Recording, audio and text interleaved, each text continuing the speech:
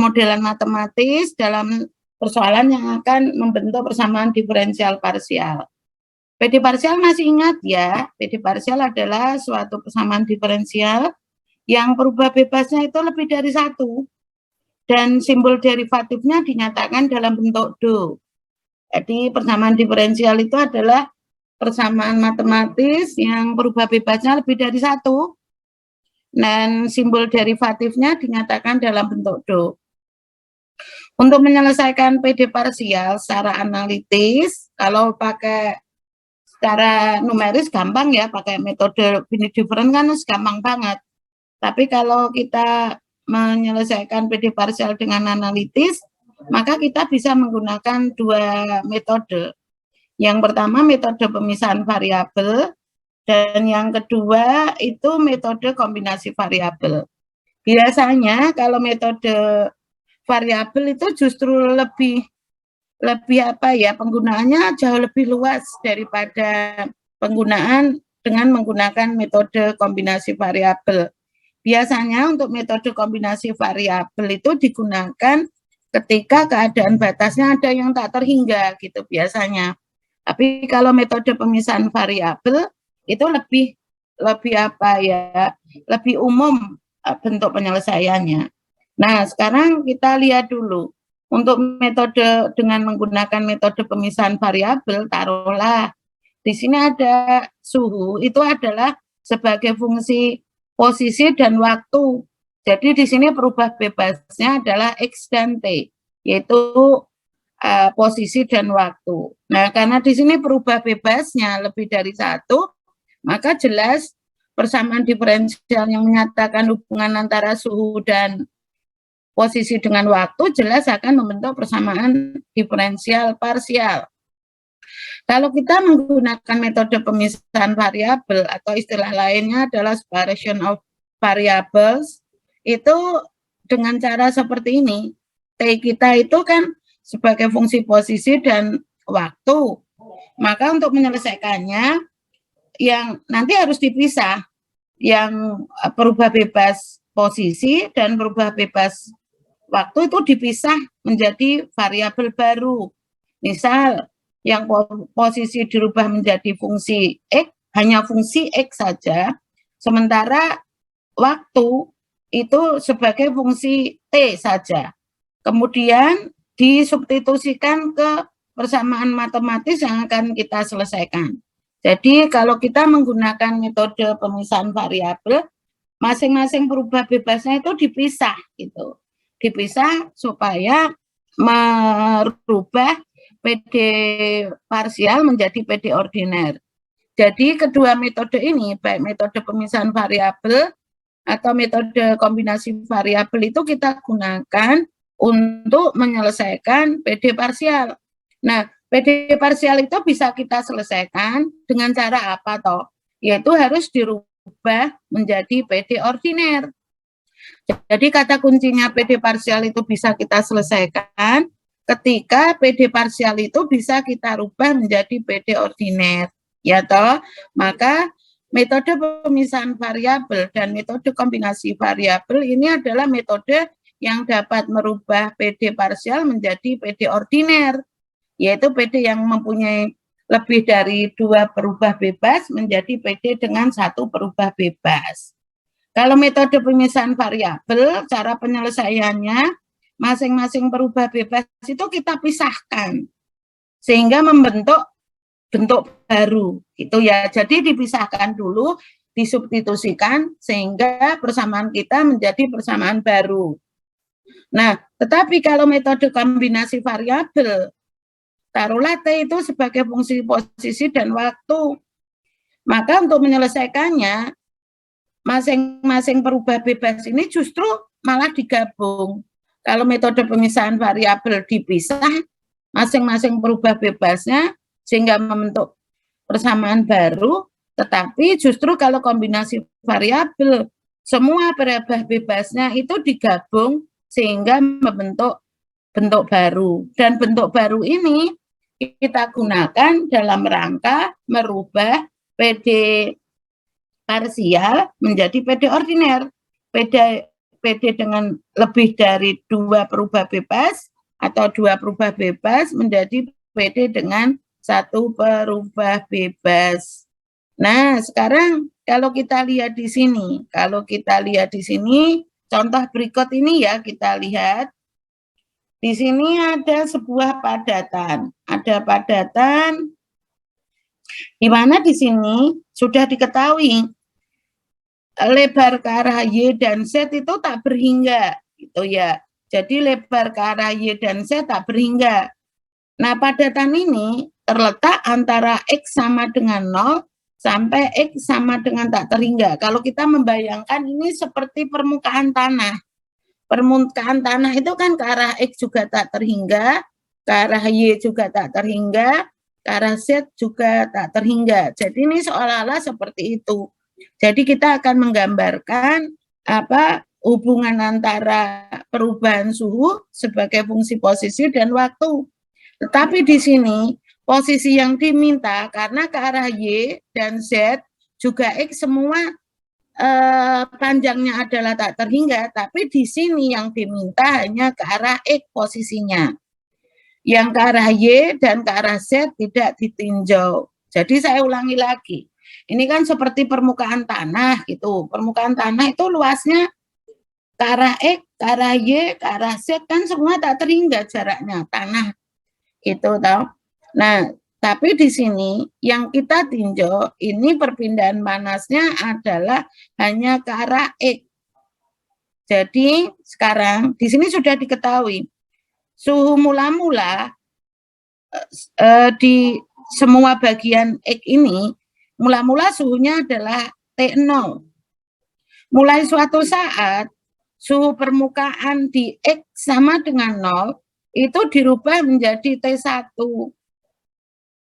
Ingin dicari suhu dalam padatan tersebut itu sebagai fungsi posisi dalam arah X dan sebagai fungsi waktu. Sehingga nanti kalau kita buat T kita itu adalah fungsi posisi dalam arah X dan fungsi waktu. Nah, kalau kita gambarkan sekarang. Jadi karena tinjauannya di sini hanya diminta ke arah X ya, ke arah Y dan Z tidak ditinjau. Kenapa seperti itu? Nah, ini sudah permintaan soal. Karena T di sini hanya yang diminta hanya sebagai fungsi posisi dalam arah X dan waktu. Jadi untuk arah Y dan arah Z perpindahan panasnya diabaikan. Yang ditinjau hanya dalam arah X. Itu ya. Nah, di sini karena T itu adalah sebagai fungsi posisi dan waktu, seperti yang kemarin-kemarin juga, maka kita akan membuat elemen volume untuk menyelesaikan. Karena kalau X-nya berubah, suhu di padatan tersebut berubah. Nah, terus di posisi mana kita membuat neraca panasnya kan gitu. Karena di sini jelas ada problem neraca panas karena di dalam padatan ini ada perubahan suhu ya tidak. Nah, tadi mula-mula suhunya T0 kemudian suhu di X sama dengan 0 dirubah menjadi T1. Jelas nanti di padatan ini ada perubahan suhu. Nah, sekarang karena di padatan ini ada perubahan suhu atau perbedaan suhu, maka kita bisa menyusun persamaan neraca panas. Nah, terus karena X kita, kalau posisinya berubah, suhunya berubah, terus kita menyusun neraca panasnya di mana, kan gitu. Maka untuk menyusunnya, kita buat pada elemen volume, pada kondisi yang umum. Ya, kondisi yang umum di mana? Ya, pada elemen volume, delta V. Nah, tebalnya berapa elemen volume kita? Karena perubahan suhunya itu hanya terjadi dalam sumbu X, maka elemen volume kita setebal delta X. Kan gitu, selalu gitu ya. Jadi kalau ada suhu sebagai fungsi posisi, yang harus kita lakukan neracanya harus pada elemen volume dengan tebal dalam arah perpindahannya. Kalau perpindahan panas ke arah X, ya berarti elemen volume kita setebal delta X, kan gitu. Kalau perubahannya itu terjadi dalam arah Y, maka neraca panas kita pada elemen volume setebal delta Y. Kan cuma ngikut gitu. Terus yang jadi pertanyaan, tinjauan kita steady atau tidak steady ya? Karena di sini ada fungsi waktu, maka jelas tinjauan kita mesti dalam keadaan tidak steady. Kenapa kok tidak steady? Karena ada akumulasinya. Ingat, akumulasi kan perubahan suhu terhadap perubahan waktu. Di sini waktunya berubah, maka otomatis tinjauan kita mesti pada keadaan tidak steady. Nah, di sini selain tools yang kita gunakan itu adalah tools neraca panas, ada tools lagi tidak? Ada, yaitu proses kecepatan secara fisik. Ada tidak proses kecepatan secara kimia? Di sini tidak ada reaksi. Maka otomatis proses kecepatan secara kimia ya tidak ada. Yang ada di sini adalah proses kecepatan secara fisik. Proses kecepatan secara fisiknya apa? Ya transfer panas, kan gitu. Transfer panasnya apa? Transfer panas satu fasa atau transfer panas antar fasa. Karena tinjauannya hanya di dalam padatan, maka di sini transfer panasnya hanya transfer panas satu fasa. Berarti yang kita libatkan hanya panas konduksi. Dalam kasus ini tidak ada transfer panas antar fasa. Berarti perpindahan panas secara konveksi tidak ada, tidak ditinjau. Jadi saya ulangi lagi, karena di sini perpindahan panasnya kan hanya terjadi di dalam padatan. Berarti perpindahan panasnya ya hanya perpindahan panas satu fasa. Kalau perpindahan panasnya satu fasa, maka perpindahan panasnya adalah terjadi secara konduksi. Ya tidak. Berarti kita menggunakan hukum Fourier.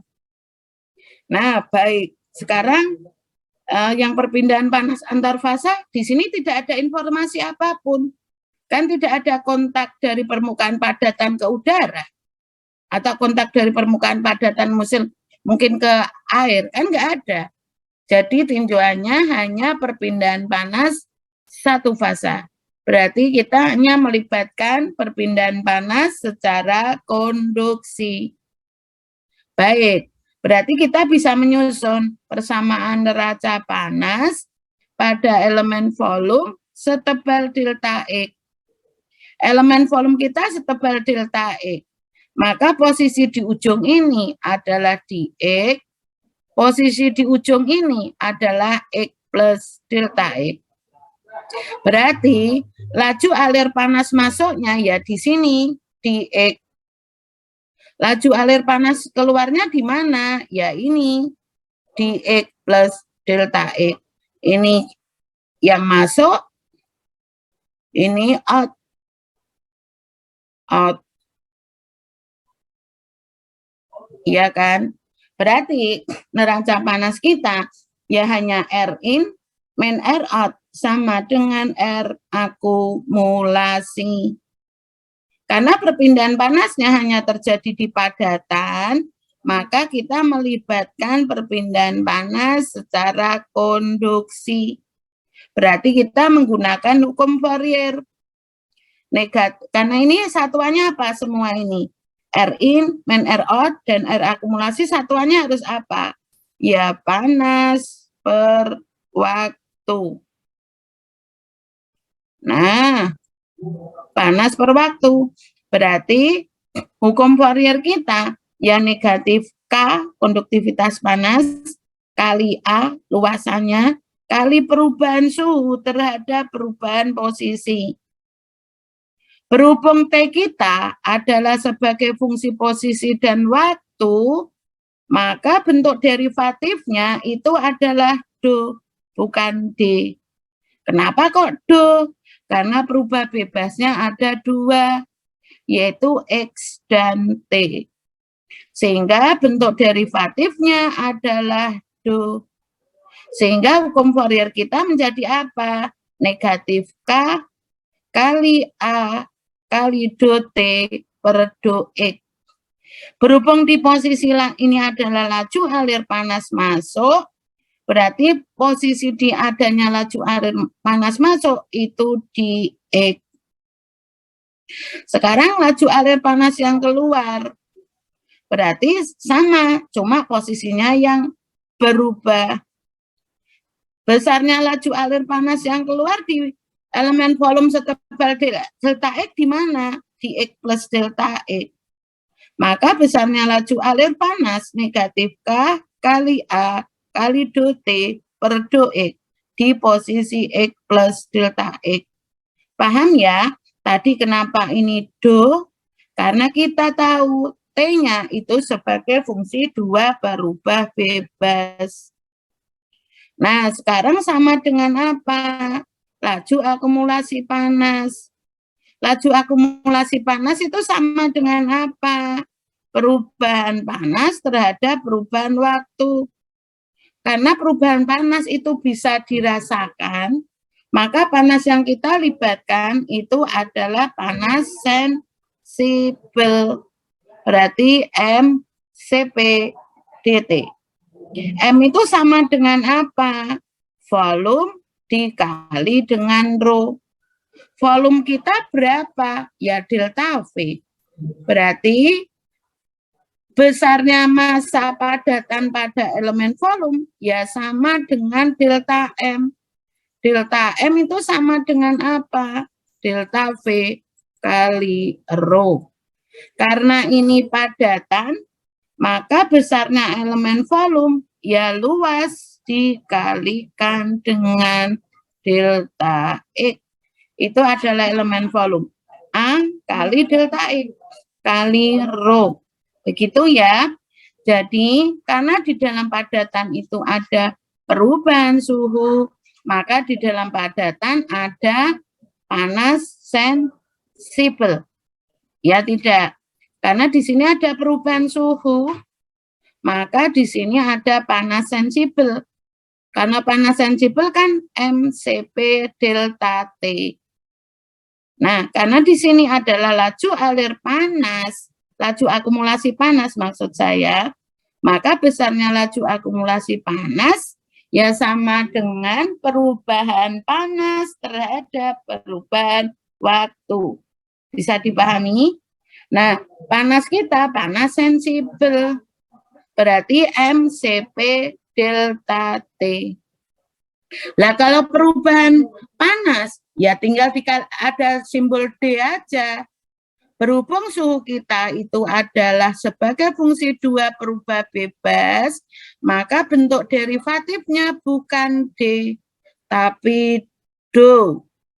Ya toh, karena berubah bebas kita ada dua, yaitu X dan waktu, posisi dan waktu, sehingga derivatifnya adalah do. Sehingga besarnya perubahan panas, ya do MCP delta T per perubahan waktu. Perubahan waktunya juga do T. Sehingga besarnya laju akumulasi panas yang sama dengan do rho delta V kali CP kali T min T reference. Delta T kita adalah ini per do T. Nah, yang ini itu adalah konstanta. Besarnya densitas dari padatan, kapasitas panas padatan, semuanya adalah konstanta. Akibatnya apa? Maka persamaan kita menjadi sama dengan ini. Persamaan. Ini menjadi ini. Nah, rho A kali delta X CP, turunan dari T min TR, ya do T per do waktu. Sehingga persamaan kita menjadi ini. Persamaan ini selanjutnya diapakan? Kita bagi dengan K kali A kali delta X. Sehingga hasilnya menjadi bagaimana? hasilnya menjadi ini, ya kan? Nah, sekarang terus persamaan kita, itu kita misalkan Rho CP per K itu sama dengan alfa. Rho CP, sorry, K per Rho CP, saya kebalik ya. K per Rho CP, K per Rho CP itu biasanya kan disebut dengan difusivitas termal alfa. K per Rho CP itu disebut dengan alfa. Alfa ini biasanya adalah disebut dengan difusivitas termal. Karena persamaan kita adalah Rho CP per K, maka ini adalah sama dengan 1/4 alfa. Ya toh, Rho CP per K ya sama dengan 1/4 alfa. Karena K per Rho CP kan sama dengan alfa. Alfa ini istilah lainnya adalah difusivitas termal. Berarti Rho CP per K ya sama dengan 1/4 alfa. Begitu nggih. Nah, baik. Sekarang kalau ada bentuk yang seperti ini, kalau persamaan ini kita limitkan, limitnya kemana? Ya delta X mendekati 0. Maka hasil limitnya menjadi bagaimana? Ya do per do X. Ingat, munculnya bukan D ya, tapi hasil limit kita bukan D ya, tapi do. Kenapa? Karena perubah bebas kita lebih dari 1. Begitu nggih. Jadi bentuk kita, hasil limit kita, PD yang terbentuk itu adalah PD parsial. Sehingga menjadi do per do X. Hasil limitnya menjadi do per do X, do T per do X. Sama dengan 1/4 alfa. Nah, do T per do waktu. Nah, atau persamaan ini bisa juga dirubah kalau ada do per do X, do per do X, do T per do X kan menjadi do kuadrat T per do X kuadrat. Sama dengan 1/4 alfa do T per do waktu. Jelas PD kita ini adalah PD parsial. Karena perubah bebasnya lebih dari 1. Sekarang kita set, kalau kita punya PD mau kita selesaikan, mesti keadaan batasnya harus kita setting. Di soal sudah diketahui tadi, mula-mula padatan kita, dimanapun letaknya dalam arah X, semua suhu padatan adalah T0. Kita mendapatkan data dari ini dari mana? Ya dari soal tadi. Semua bagian dalam padatan ketika waktu tinjauannya adalah T sama dengan 0, T kecil ya waktu, itu suhunya semua adalah T0. Sehingga kita bisa menuliskan. Karena T kita itu adalah sebagai fungsi posisi dan waktu, maka kita bisa menuliskan Tx0. Yang notasi pertama menunjukkan posisi dalam arah X, notasi kedua menunjukkan waktu. Gitu ya, kita sepakati ya. Notasi pertama di depan ini adalah posisi dalam arah X, sementara notasi kedua ini adalah waktu. Jadi kalau ada Tx0 artinya posisinya dimanapun. Karena X-nya sama dengan X. Berarti dimanapun di semua bagian dalam arah X, ketika waktunya mula-mula atau T kecilnya sama dengan 0, semua suhu padatannya adalah T0. Ya toh, karena di soal sudah diketahui. Pada waktu mula-mula, semua bagian dalam padatan itu mempunyai suhu T0. Atau bentuk ini bisa kita tulis. Ketika X sama dengan X, letak X dari mana tadi? Dari 0 sampai tak terhingga. Artinya di semua posisi dalam arah X, ketika waktunya sama dengan 0, maka suhu padatannya adalah T0. Sekarang keadaan batas yang kedua. Tadi sudah ada informasi. Tiba-tiba di ujung di ujung padatan kita, di ujungnya apa? Ya di X sama dengan 0. Kapanpun waktunya, suhunya selalu T1. Jadi, kalau posisi X-nya sama dengan 0, waktunya itu kapanpun, maka suhu padatannya selalu T1. Nah, ini bisa ditulis dalam bentuk ini. Sekarang keadaan batas yang ketiga. Nah, karena letak padatan kita itu adalah sampai X sama dengan tak terhingga. Kalau semakin jauh dari X sama dengan 0, maka mestinya suhu padatannya akan kembali ke suhu mula-mula. Jadi, kesimpulannya apa di sini? Ketika T pada posisi X sama dengan tak terhingga, kapanpun waktunya, maka suhu padatannya adalah T0. Ini seperti soal kita kemarin ya, yang apa? Distribusi suhu dalam batang itu loh. Ya toh kan ada batang dengan panjang tak terhingga, maka suhu di ujung negeri antah berantah sana itu di X sama dengan tak terhingga, suhunya kan adalah sama dengan suhu udara. Berhubung tujuan kita di sini hanya di padatan, maka ya suhunya di sini sama dengan suhu mula-mula. Karena kita perpindahan panasnya hanya terjadi dalam satu fasa. Hanya panas konduksi.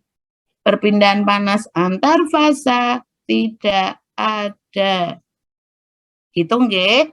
Nah, baik, berarti kita bisa mendapatkan 3 keadaan batas. Nah, sekarang PD kita tadi mau kita selesaikan.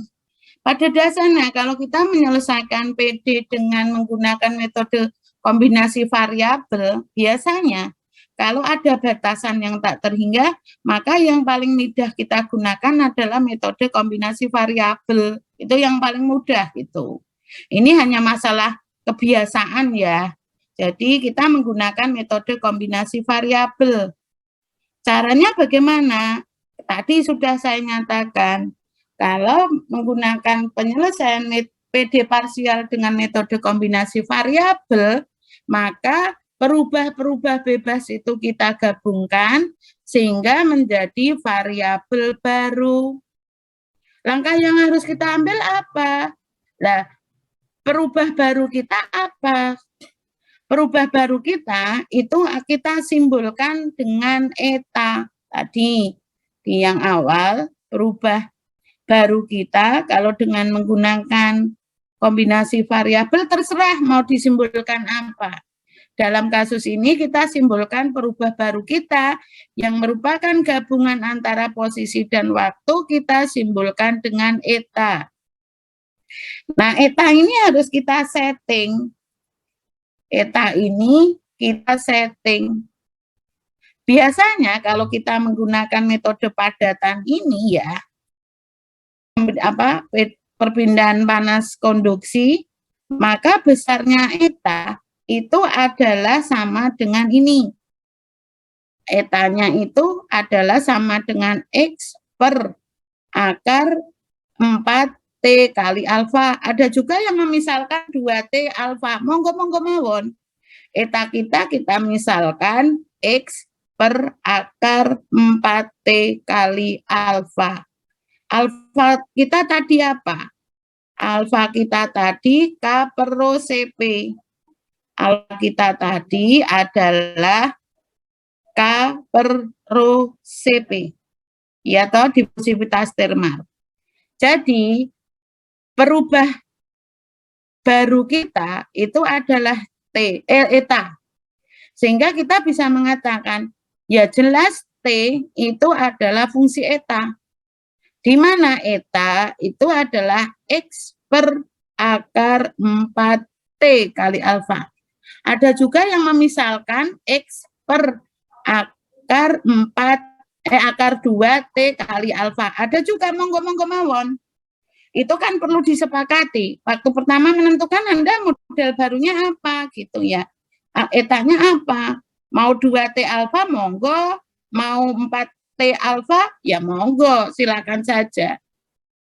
Kita misalkan eta kita adalah X per akar 4T kali alfa. T-nya waktu, X-nya posisi, alfanya difusivitas termal, yaitu K per rho Cp.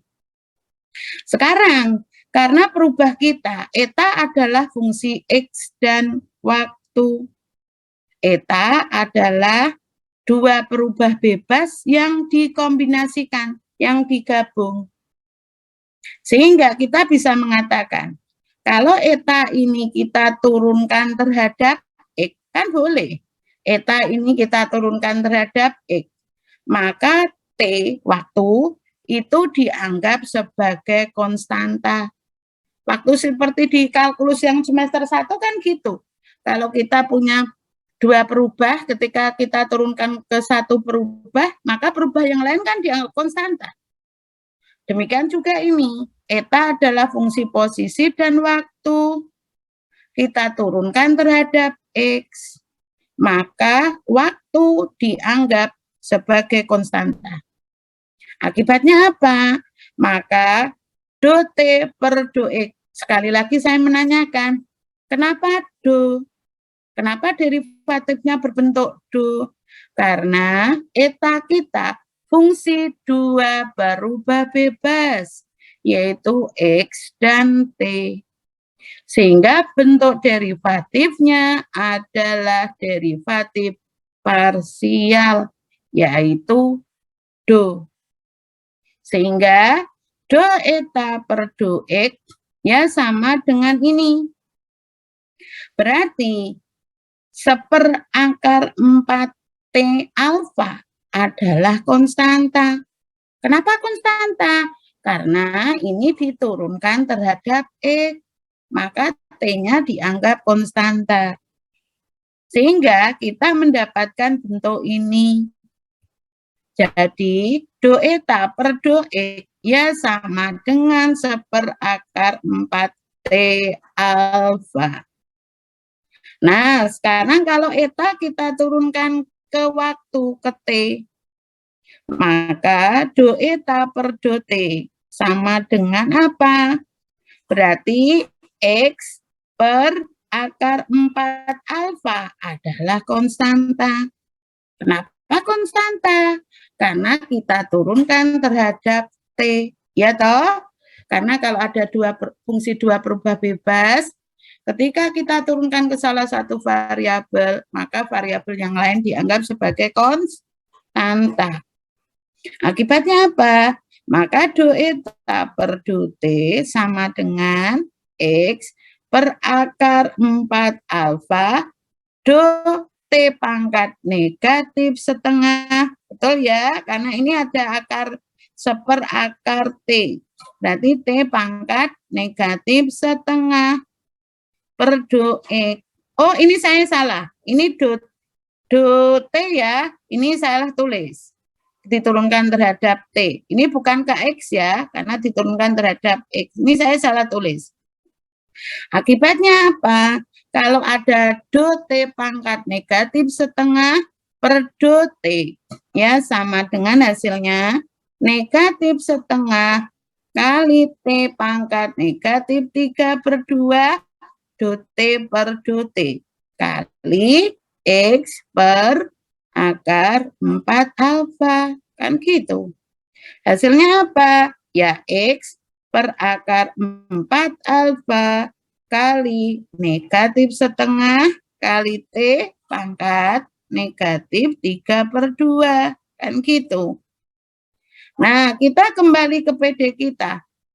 Kalau kita punya PD parsial, kita selesaikan dengan metode, kalau kita punya PD parsial, diselesaikan secara analitis, maka kan harus dirubah menjadi PD ordiner. Iya toh?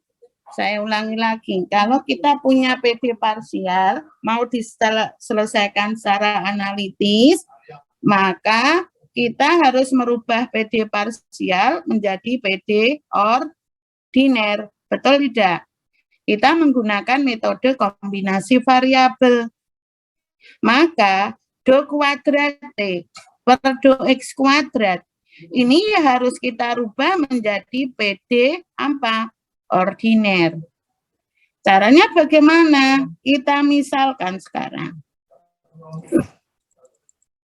Do T per do E kita, itu kita rubah. DT per D eta.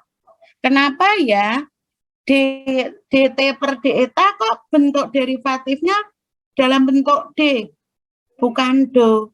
Lihat saja, T ini hanya fungsi satu berubah bebas. Sehingga bentuk derivatif T terhadap eta, ya D, bukan do. Sehingga do T per do X bisa kita rubah menjadi DT per D eta.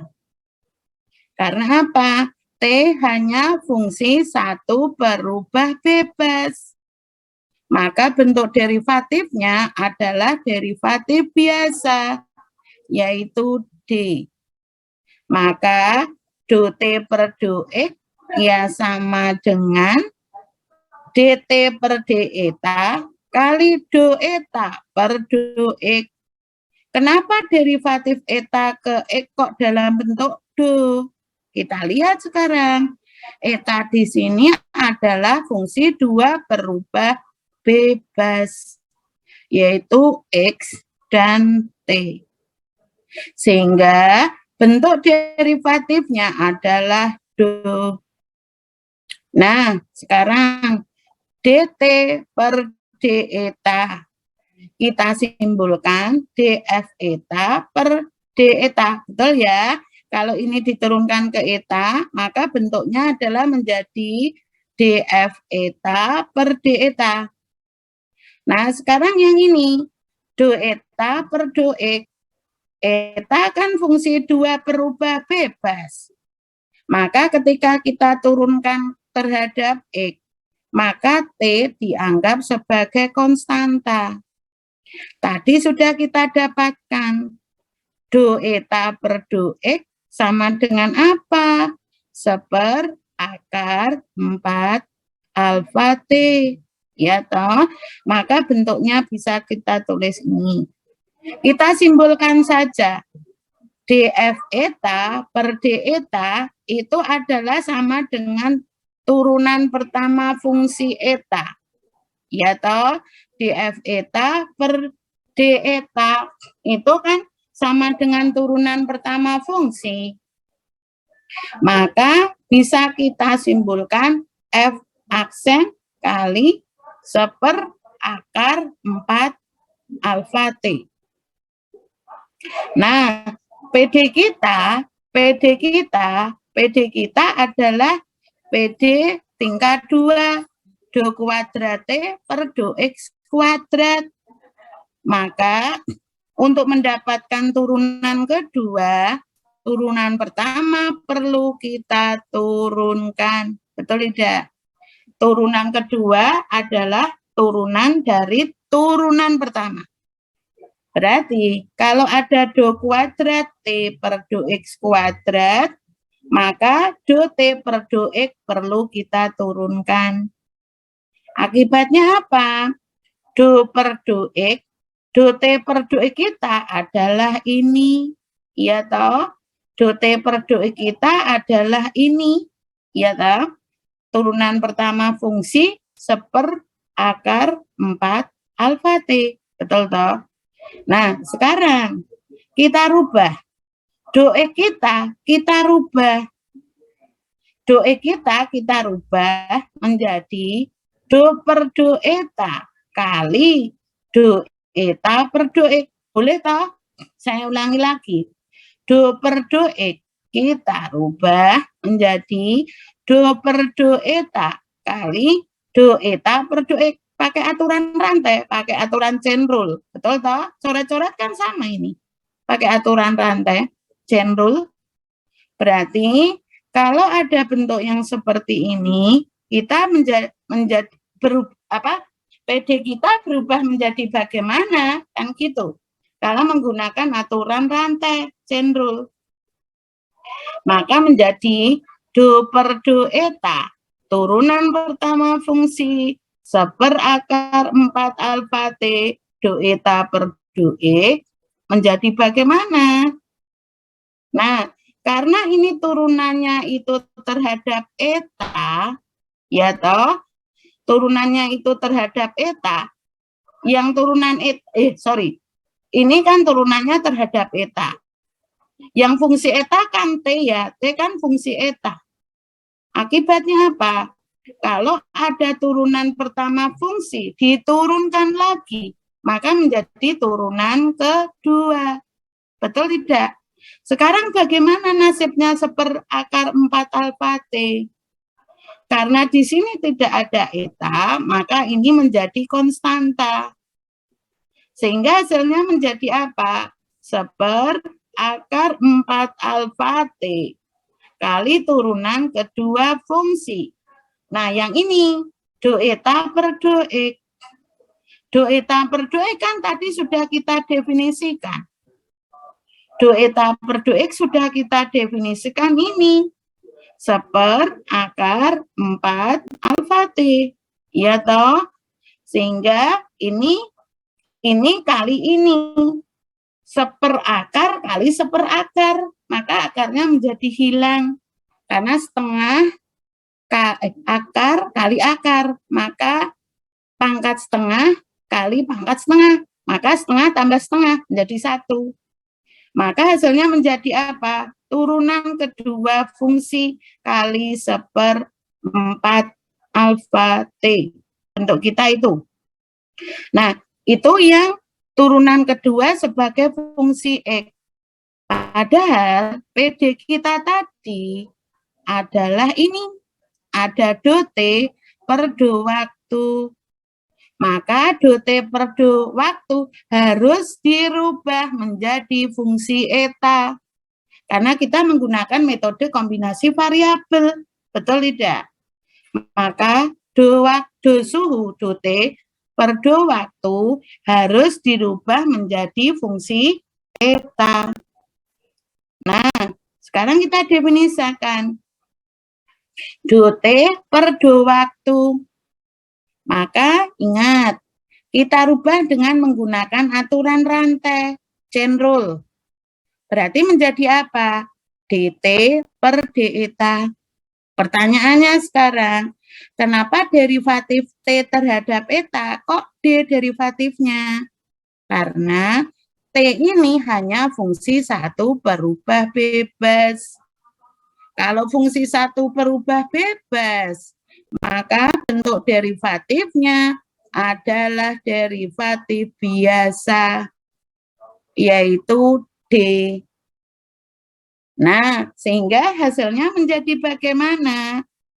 dt per d eta, yang menjadi turunan pertama fungsi. Masih ingat ya, tadi kan sudah kita definisikan. Jadi, dt per d eta adalah turunan pertama fungsi kali do eta per do t. Do eta per do t sudah kita turunkan ya tadi. Hasilnya adalah ini. Akibatnya apa? Kita mendapatkan bentuk ini. Sehingga kalau bentuk ini, kalau ada T pangkat negatif 3/2.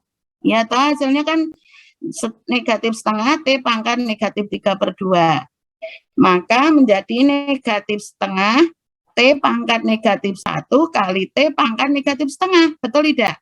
Kalau ada T pangkat negatif 3/2, kan sama dengan T pangkat negatif 1 kali T pangkat negatif setengah. Betul ya? Nah, sekarang tinggal kita rubah letaknya. Kalau T pangkat negatif 1 kan seperti. Kalau T pangkat negatif setengah berarti seperakar T. Tinggal kita sisipkan.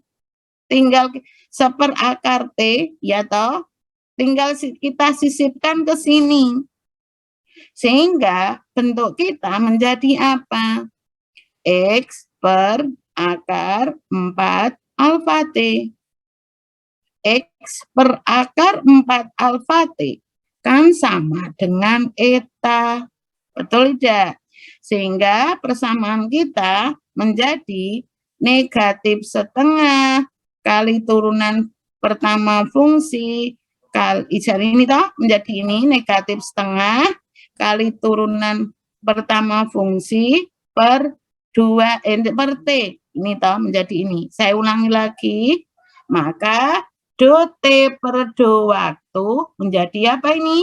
Negatif setengah kali eta per T kali turunan pertama fungsi. Baik, sekarang hasil yang kita dapatkan, kita masukkan ke PD kita. PD kita tadi masih ingat ya, PD kita adalah ini. Ya toh, PD kita adalah ini. Sehingga hasilnya menjadi bagaimana? Sehingga hasilnya menjadi bagaimana? Nah, PD kita menjadi ini. Do kuadrat T per do X kuadrat seper alfa do T per do waktu menjadi turunan kedua fungsi kali seper 4 alfa T. Betul ya? Do kuadrat T per do X kuadrat. Ini kan ini tadi. Nah, kalau do T per do waktu, ini. Negatif setengah eta per T kali turunan pertama fungsi. Bentuknya adalah sama dengan itu. Sehingga kalau kita masukkan, kita mendapatkan PD ini. Kalau kita lihat sekarang, PD kita PD parsial atau PD ordiner? Ya jelas PD ordiner. Kenapa PD ordiner? Ingat, karena fungsi ini hanya fungsi satu berubah bebas, yaitu eta. Sehingga persamaan diferensial yang kita hasilkan ini jelas PD ordiner. Jadi kesimpulannya apa tadi? Dengan menggunakan metode kombinasi variabel itu adalah langkah untuk merubah PD parsial menjadi PD ordiner. PD dengan dua perubah bebas menjadi PD dengan satu perubah bebas. Nah, sekarang perlu kita rubah. Perlu kita rubah keadaan batas kita. Keadaan batas kita ya harus kita rubah. Ingat, merubahnya menjadi apa? Karena PD kita menjadi bentuk fungsi, padahal bentuk fungsi adalah ini tadi. Maka keadaan bebas batas kita harus kita rubah. Keadaan batas kita mula-mula mana? Kan ini, 1, 2, 3. Kita rubah ya. Sekarang, karena PD kita menjadi PD ordiner, maka keadaan batasnya ya harus dirubah. Hanya fungsi satu berubah bebas. Kalau tadi masih fungsi dua berubah bebas. Nah, sekarang kita lihat keadaan batas yang pertama T, X, 0. Nah, kita rubah menjadi PD dengan satu berubah bebas. Nah, sekarang kalau X-nya adalah sama dengan X, waktunya sama dengan 0, maka etanya harus kita cari. Betul ya? Saya ulangi lagi. Ketika X-nya sama dengan X, waktunya sama dengan 0, berapa etanya? Ya tinggal kita masukkan ke persamaan kita. Ini. Eta kita adalah X per akar 4 alfa T. X-nya X, T-nya 0. Berapapun bilangan dibagi dengan 0 adalah tak terhingga. Kesimpulannya apa? Maka ketika waktunya sama dengan 0, etanya adalah sama dengan tak terhingga. Etanya adalah sama dengan tak terhingga. T-nya berapa? Ya T0. Sekarang keadaan batas kita yang kedua. Tadi keadaan batas kita yang kedua ini ya. Pada posisi di mana? Di X sama dengan 0. Waktunya kapan? Kapanpun waktunya. Artinya T sama dengan T. Sehingga eta kita menjadi bagaimana? Tinggal kita masukkan saja ke sini. X-nya sama dengan 0. Waktunya kapanpun. Maka eta kita sama dengan 0. Jadi ketika di ujung X sama dengan 0, eta kita ya sama dengan 0. Ya kan? Suhunya berapa? Tadi di soal sudah diketahui. Suhunya adalah T1. Jadi keadaan batas kita yang kedua berubah menjadi ini. Ketika etanya sama dengan 0, T-nya sama dengan T1. Nah, sekarang keadaan batas kita yang ketiga. Ketika T-nya di posisi X-nya sama dengan tak terhingga, waktunya kapanpun, maka suhu padatan kita adalah T0. Terus eta kita menjadi berapa? X-nya kan tak terhingga. X-nya tak terhingga, dibagi dengan T yang tertentu. Maka eta kita adalah tak terhingga. T-nya adalah sama dengan T0.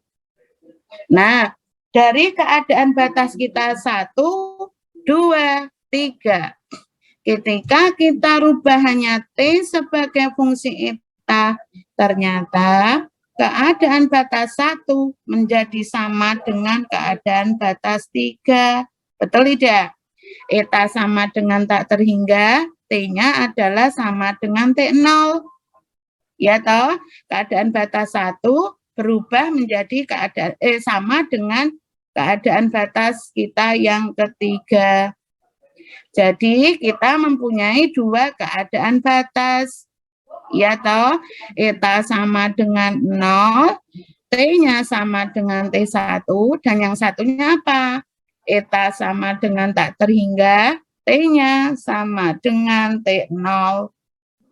Ya toh, PD kita tadi menjadi ini. Ya kan? Sekarang kita rubah.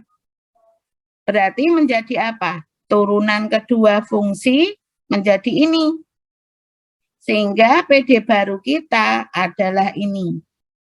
Turunan kedua fungsi sama dengan negatif 2 kali eta kali turunan pertama fungsi. Nah, sekarang kalau ada bentuk yang seperti ini, maka PD kita jelas PD ordiner. PD ordiner kita itu adalah PD dengan satu berubah bebas.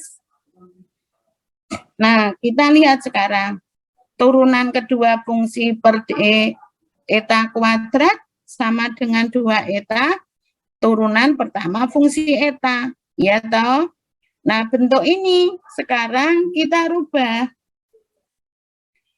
Turunan pertama fungsi, kalau turunan kedua kan sama dengan turunan pertama diturunkan kan? Turunan kedua itu adalah turunan dari turunan pertama. Nah, sekarang kita misalkan turunan pertama fungsi per D eta, kita misalkan bentuk baru, yaitu sama dengan theta. Akibatnya apa? Maka PD ordiner kita berubah bentuknya. Menjadi bagaimana sekarang? Menjadi D theta per D eta sama dengan negatif 2 eta kali theta. Ya toh? Ini loh PD yang ini. PD yang ini kan berubah menjadi PD kita yang ini. Nah, ini PD kita yang ini berubah menjadi ini. Nah, menjadi jauh lebih sederhana dari PD tingkat 2 menjadi PD tingkat 1. Ini menjadi sangat sederhana. Ini kan PD dengan perubah yang masih tercampur. Maka harus kita pisahkan. Supaya apa? Perubah-perubah yang sama berkumpul menjadi satu. Sehingga menjadi apa? D theta per D theta, D theta per theta sama dengan negatif 2 eta D eta. Ya toh, ini kan sangat sederhana PD kita. Ya toh. Terus PD kita ini menjadi PD tingkat 1. Selanjutnya bagaimana? Kalau kita punya PD yang seperti ini, tinggal kita integralkan. Betul ya? Tinggal kita integralkan, karena perubah bebasnya 1, perubah tidak bebasnya 1. Kan bisa langsung kita integralkan. Integral kita, integral tertentu atau integral tidak tentu. Kita, di sini keadaan batasnya belum diketahui. Maka mau tidak mau kita menyelesaikannya dengan integral tidak tentu. Kalau ini diintegralkan menjadi ln theta, hasil integral ini apa? 2 eta d eta. Maka hasil integralnya adalah negatif eta kuadrat. Betul tidak? Integral negatif 2 eta d eta. Diintegralkan. Maka menjadi apa? Negatif eta kuadrat. Muncul konstanta. Kalau hasil integralnya ln, lebih enak kalau konstantanya dalam bentuk ln. Maka konstanta yang muncul adalah ln C1. Nah, kita kelompokkan. Ln theta dikurangi ln C1. Kalau ada bentuk ln dikurangi, maka menjadi apa? Ln theta per C1 sama dengan negatif eta kuadrat. Nah, sekarang C1 wajib dicari, karena kita mau menyusun persamaan matematis hubungan suhu dengan posisi dan waktu. Maka konstantanya ya wajib dicari. Nah, sekarang kita kembalikan lagi. Theta kita itu adalah turunan pertama fungsi per d eta. Betul tidak? Nah, sehingga kita kembalikan. Nah, menjadi seperti ini. Ini dalam rangka mencari C1. Karena kan kita mau membuat model matematisnya. Caranya bagaimana sekarang? Kita rubah ya tadi. Theta kita kan sama dengan turunan pertama fungsi per d eta. Menjadi apa? Tadi bentuk kita kan ln. Kalau ln-nya dihilangkan menjadi bentuk eksponensial. Betul ya? Sehingga menjadi apa? Theta kita sama dengan C1 eksponensial negatif eta kuadrat. Padahal eta kita turunan pertama fungsi per d eta. Nah, sehingga kalau ini kita selesaikan, kita kalikan dengan d eta. Sehingga menjadi apa? df sama dengan C1 eksponensial negatif eta kuadrat d eta. Untuk menyelesaikan ini diapakan? Integralkan lagi, ya toh? Diintegralkan lagi, sehingga integral kita menjadi ini. Pertanyaannya sekarang, integral kita pakai integral tertentu atau tidak tentu? Jelas di sini karena keadaan batasnya belum diketahui. Maka kita pakai integral tidak tentu. Betul toh? Maka kalau integral tidak tentu, nanti hasilnya muncul konstanta yang wajib dicari karena kita membuat model matematis. Betul ya? Tadi kita sudah tahu bahwa fungsi kita itu adalah sama dengan T. T kita adalah fungsi eta. T adalah fungsi eta. Sehingga kalau ada bentuk kita, bentuk ini, integral D fungsi sama dengan C1 integral eksponensial negatif eta kuadrat D eta. Ini kan bukan integral bentuk baku. Ya, ini bukan integral bentuk baku. Integral yang langsung bisa kita selesaikan kalau yang termasuk integral bentuk baku. Ini kan bukan integral bentuk baku. Sehingga untuk penyelesaiannya kita harus punya cara. Betul ya? Bentuk kita tadi, T adalah sama dengan fungsi eta. Maka DF ya sama dengan DT. Ya toh kita sudah kembali ke, karena kalau yang kita cari kan bukan fungsi, bukan theta, bukan eta, tetapi suhu. Karena kita mau membuat persamaan distribusi suhu. T sebagai fungsi posisi dan waktu. Maka fungsi harus dirubah ke suhu. Pertanyaan kita yang dicari kan persamaan distribusi suhu. Nah, hasilnya sekarang bagaimana? Integral kita ini bukan integral bentuk baku. Maka untuk mencari penyelesaiannya dengan cara khusus. Nah, sekarang kalau ini diintegrasikan, ini kita tadi masih punya dua keadaan batas ya. Ketika etanya sama dengan 0, T-nya kan sama dengan T1. Ketika etanya sama dengan tak terhingga, T-nya adalah sama dengan T0. Betul ya? Kita punya dua keadaan batas yang berupa konstanta. Kita ulangi lagi. Ketika etanya sama dengan 0, suhu kita adalah sama dengan T1. Ketika etanya sama dengan tak terhingga, suhu kita adalah sama dengan T0. Maka sekarang, karena yang kita cari adalah persamaan distribusi suhu, maka salah satu keadaan batasnya harus berupa variabel. Karena yang kita cari persamaan distribusi suhu, bukan konstanta. Kalau yang kita cari konstanta, maka keadaan batas yang kita masukkan adalah keadaan batas yang berupa konstanta. Berhubung yang kita cari adalah persamaan distribusi suhu, maka salah satu keadaan batasnya harus berupa variabel. Yang dimaksud keadaan batas yang berupa variabel yang bagaimana? Ya ini. Ketika etanya sama dengan eta, suhunya ya sama dengan T. Itu toh. Kalau keadaan batas yang berupa konstanta yang mana? Yang ini tadi. Ketika etanya 0, T-nya sama dengan T1. Ketika etanya sama dengan tak terhingga, T-nya sama dengan T0.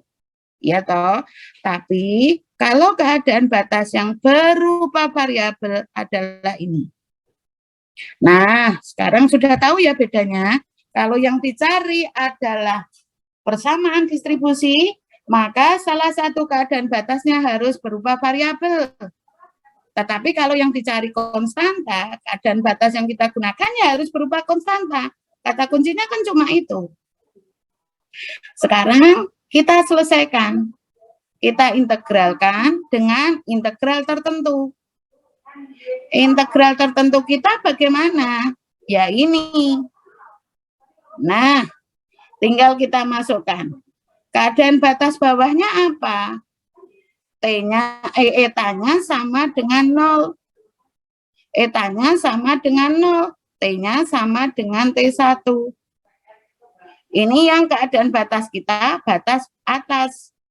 Ketika etanya sama dengan eta, T-nya adalah sama dengan T. Tinggal kita masukkan. Nah, sehingga kalau kita masukkan menjadi ini. Kalau integral dt apa? Ya T. Tinggal kita masukkan keadaan batas kita. T min T1 sama dengan C1. Integralnya ini. Ketika etanya 0, suhunya adalah sama dengan 0. Suhunya adalah sama dengan T1. Ya toh? Sehingga keadaan batas kita adalah ini. Karena ini integralnya bukan integral bentuk baku, kita belum tahu berapa hasilnya. Nah, sehingga kita mendapatkan bentuk ini. T sama dengan T negatif T1 sama dengan C1 ini. Nah, kita mendapatkan bentuk ini. C1 wajib dicari. Ya toh, kita masih punya satu keadaan batas yang belum kita pakai yang berupa konstanta. Yang kita cari C1 berarti pas. Ya toh, kita punya satu konstanta yang wajib dicari. Kita masih punya satu keadaan batas yang berupa konstanta. Berarti pas. Sehingga tinggal kita tentukan aja. Ketika etanya sama dengan tak terhingga, suhu padatannya kan T0. Tinggal kita masukkan saja ke sini. Ketika etanya sama dengan tak terhingga, maka etanya diganti tak terhingga. T-nya adalah T0 suhu padatannya, maka T ini adalah sama dengan T0. Etanya diganti tak terhingga, sama dengan ini. Nah, sekarang kita mendapatkan hasil. C1-nya bagaimana? C1 ya sama dengan T0 min T1 per integral eksponensial negatif eta kuadrat d eta dari mana? Dari 0 sampai tak terhingga. Nah, kita tahu kalau ada integral berbentuk seperti ini, kalau Anda lihat di buku Skaum itu ya, ternyata kalau kita punya integral yang berbentuk ini integral khusus ya. Jadi kalau ada integral dari 0 sampai tak terhingga eksponensial negatif x kuadrat dx, maka hasilnya adalah sama dengan akar pi per 2. Nanti dicari di buku-buku matematik mesti ada. Nah, berarti kesimpulannya apa?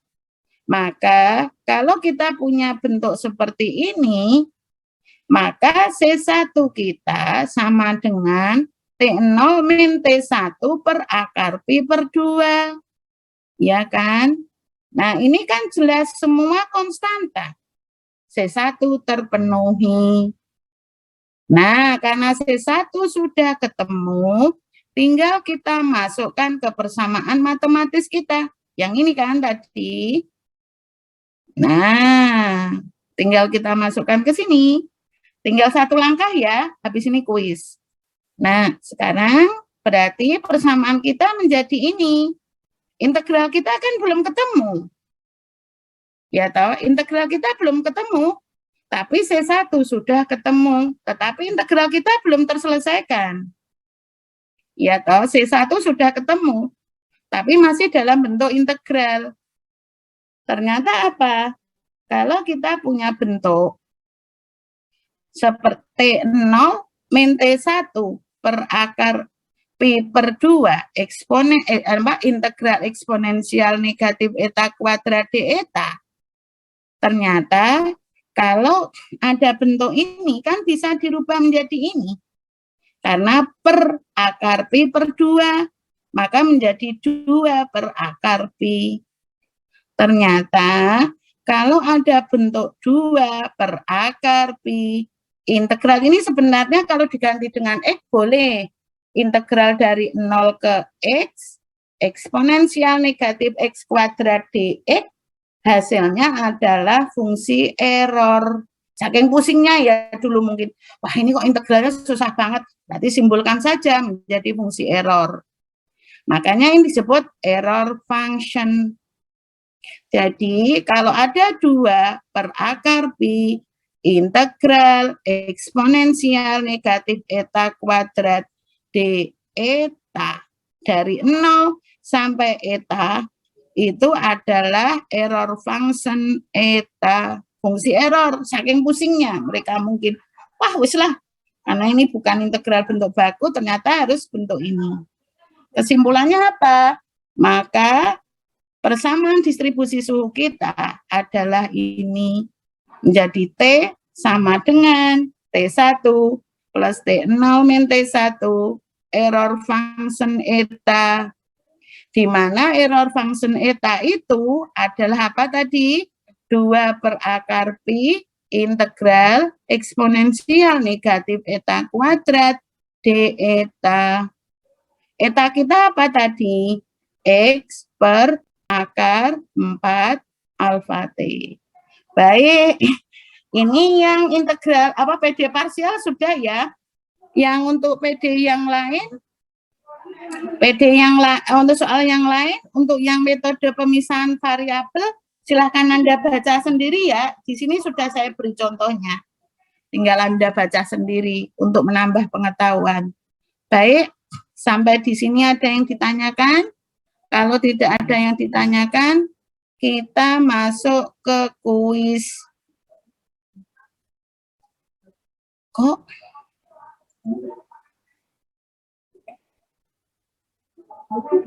Semua wajib on cam. Kalau tidak on cam, tak coret. Tidak saya anggap ikut kuis.